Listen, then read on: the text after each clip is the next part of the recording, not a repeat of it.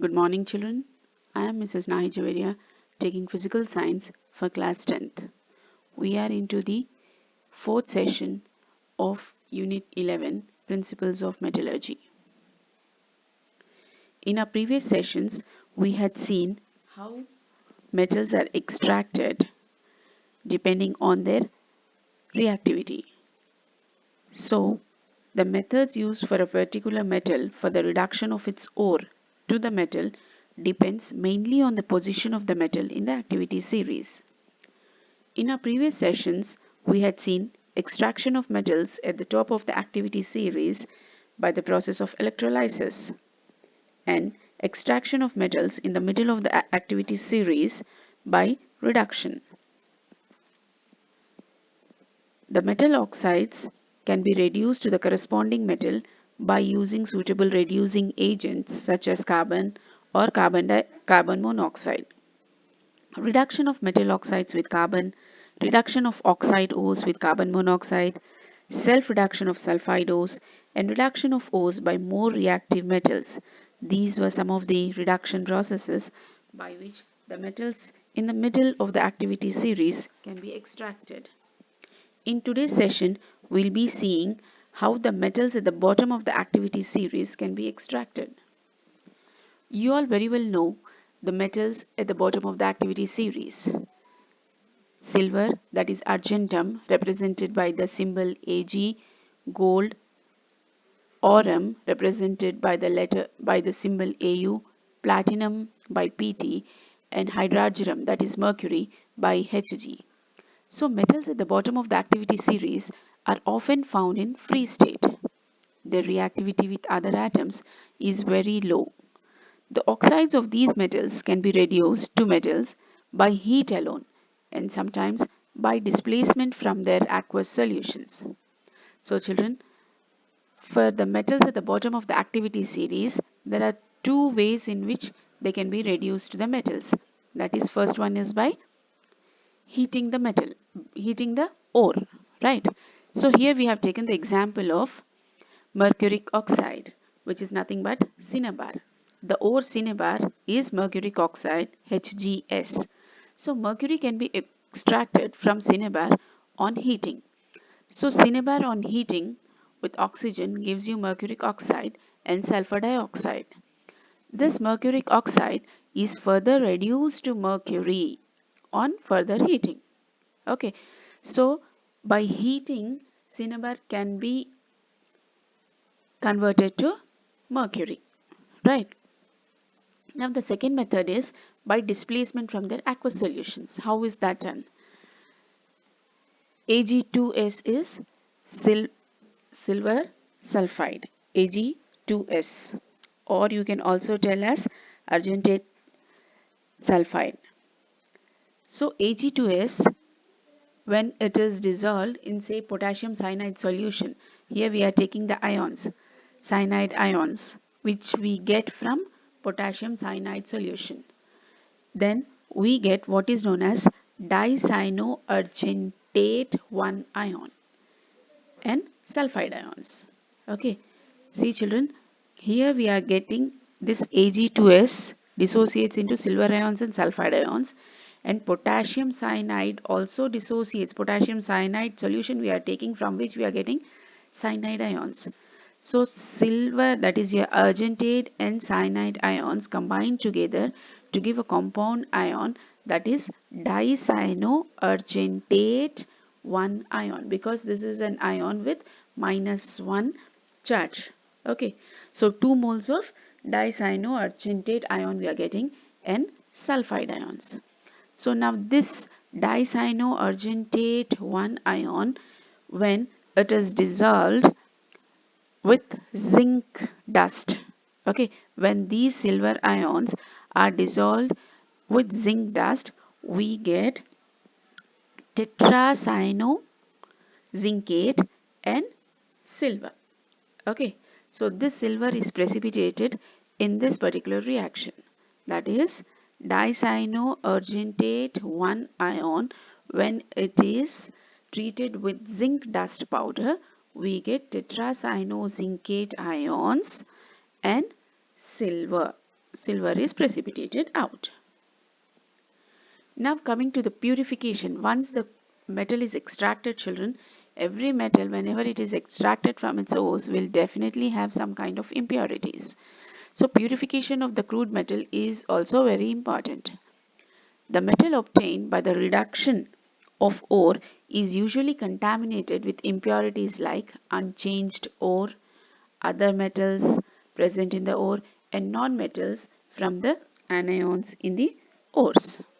Okay, for example, the copper which is obtained from its copper sulfide, from its sulfide ore, that is copper iron pyrites. We had seen in the table copper iron pyrites is CuFeS2. Okay, the formula of copper iron pyrites you can refer in your second session, children, and that a table was given with all ores and their formulae. So copper iron pyrites is CuFeS2, which is generally used to extract copper and not iron, children. Okay, so these compound contain some copper sulfide, iron and sulfur, which is purified by suitable methods including electrolysis. You all very well know what is electrolysis. Electrolysis is nothing but the decomposition of a chemical substance in the presence of electricity. Lysis is decomposition or breaking or splitting or separating, and electro is current. So splitting of a compound in the presence of electricity is known as electrolysis. So the copper which we obtain from copper iron pyrites is purified by the process of electrolysis. The process of obtaining the pure metal from the impure metal is called refining of the metal. And there are various processes by which refining of metal can be done, such as distillation, poling, liquation, and electrolysis. So we'll be seeing all these processes in our session today. What is distillation? The method is very useful for the purification of low boiling metals. For example, zinc and mercury. For example, zinc, which has a very low boiling point, and mercury having high boiling point. Okay, so zinc, which is having low boiling point, can be purified by using mercury along with it. Mercury, which contains high boiling metals as impurities. The extracted metal in the molten state is distilled to obtain the pure metal. Okay, the second one is poling. What is poling? The molten metal is stirred with logs of green wood, and the impurities are removed either as gases or the impurities get oxidized and form scum. Scum is nothing but slag or the surface of the molten metal. Blister copper is purified by this method. Clear, children? The molten metal here is stirred with logs of green wood, and the impurities are removed either as gases or they get oxidized and form scum or the surface of the molten metal. Coming to liquation. Okay, what is liquation? Liquation is a method in which a low melting metal like tin can be made to flow on a slopy surface to separate it from high melting impurities. For example, your tin is there, take tin, which is containing high melting impurities.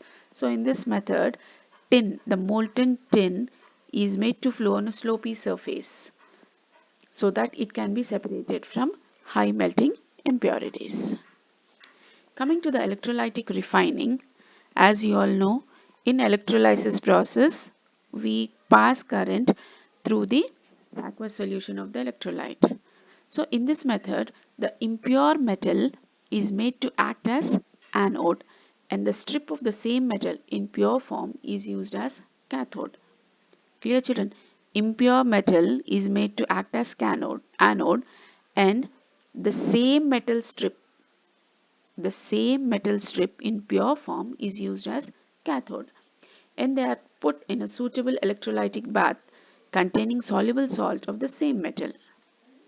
The required metal gets deposited on the cathode in the pure form, and the metal constituting the impurity goes as the anode mud. So the reactions which are taking place in this process are at anode, that is, which is the impure metal. Okay, so metal is getting converted to metal ions and electrons. So whenever a metal is converted to a cation, it definitely releases electrons. Now at cathode, what happens is the metal ions react with electrons and forms the pure metal. Okay children, let's see the example of electrolytic refining of copper.